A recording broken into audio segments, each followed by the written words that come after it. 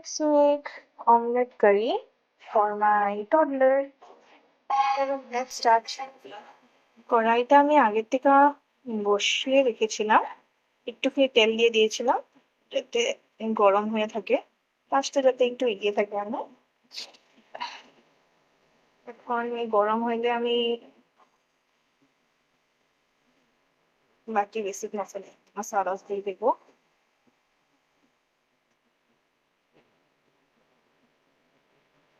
গরম হয়েছে, ফার্স্টে আমি এখানে দেবো একটুখানি গোটা জিরে। এটা আমি দিয়ে থাকি যখন আমি অনেক জায়গা রান্না করি, গোটা জিরে এসে দিই আমি। তারপরে দেবো কেটে রাখা পেঁয়াজগুলি,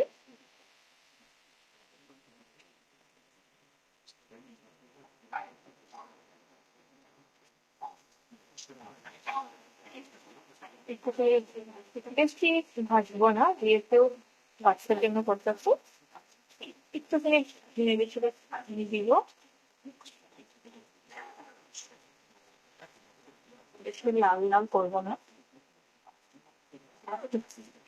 সরি, গলাটা একটু খারাপ আমার। এখানে আমি দিয়ে দেব কেটে রাখা আলু, একটু ভেজে নেব।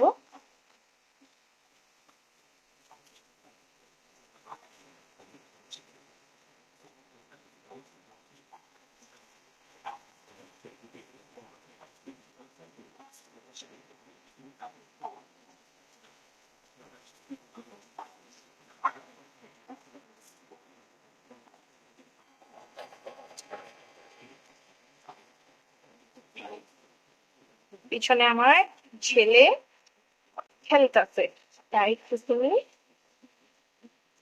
আওয়াজ এসেছে এইখানে। তারপরে দিয়ে দেবো টমেটো গুলো, গুলো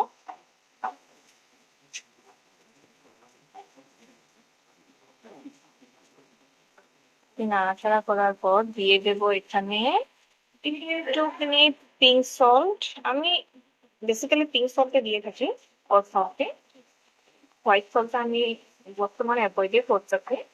যদি আমি ওর জন্য কিছু রান্না করি তখন, যদি আমাদের সমস্যাটা দিই তখন তো এটা আলাদা ব্যাপার, কিন্তু ওর জন্য একটু রান্না করলে আমি পিঙ্ক সল্টে দিচ্ছি। একটুখানি হলদি,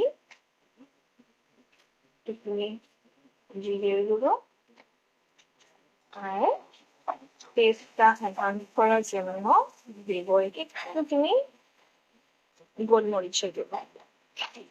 যেহেতু এখনো আমি ওকে কাঁচা লঙ্কা মরিচ কিছুই দিই না, তাই গুঁড়ো ব্ল্যাক পেপার পাউডারটা আমি দিই। নাও এখানে আমি দিয়ে জলটা আমি একটু বেশি দেবো।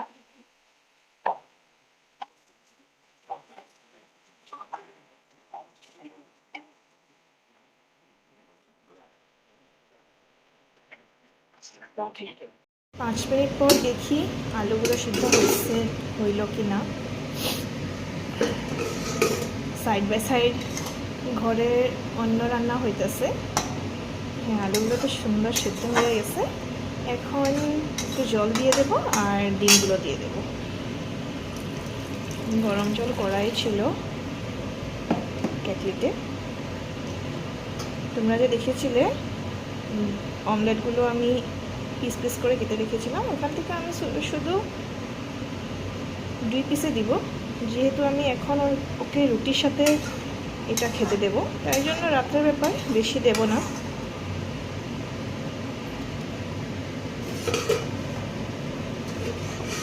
এখন একটুখানি গরম মশলা দিয়ে এটা ঢাকা দিয়ে দেবো। আবার জাস্ট একটুখানি গরম মশলা, জাস্ট আ পিঞ্চ।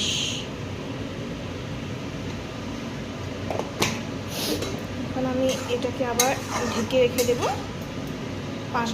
2-3 মিনিট পর এটাকে নামিয়ে দেব। সাইড বাই সাইড ডাল রান্না করতেছি।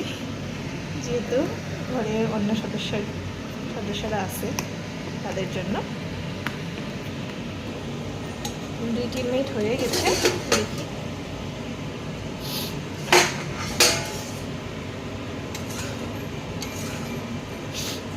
সুন্দর হয়েছে রুটির সাথে খাবার জন্য। এখন এটা আমি নামিয়ে দেবো এটা।